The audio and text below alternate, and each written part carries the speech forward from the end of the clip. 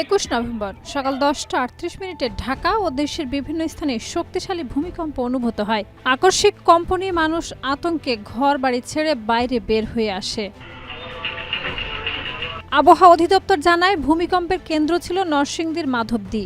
মাত্রা ছিল 5.7। তবে ইউএসজিএস এর তথ্য মতে মাত্রা ছিল 5.5। কেন্দ্রস্থল রূপগঞ্জের ভোলাবো, গভীরতা 10 কিলোমিটার।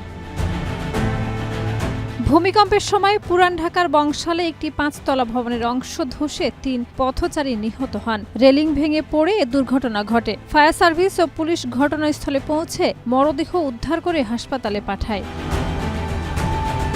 ঢাকার বিভিন্ন এলাকায় ভবন হেলে পড়া, দেয়ালে ফাটল সহ ক্ষয়ক্ষতির খবর পাওয়া গেছে। বিশ্ববিদ্যালয় হল থেকেও শিক্ষার্থীরা আতঙ্কে বাইরে বের হয়ে আসার সময় বেশ কিছু ছাত্র আহত হয়েছে।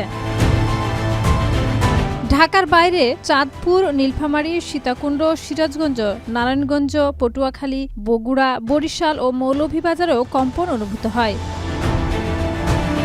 এ ভূমিকম্প ভারতের পশ্চিমবঙ্গেও টের পাওয়া যায়। কলকাতা, হুগলি, নদিয়া ও মুর্শিদাবাদে কয়েক সেকেন্ড কম্পন স্থায়ী হয়। তবে ভারতে কোনো বড় ক্ষয়ক্ষতির খবর এখনো পর্যন্ত পাওয়া যায়নি। শাহিদা রুবি, মাই টিভি।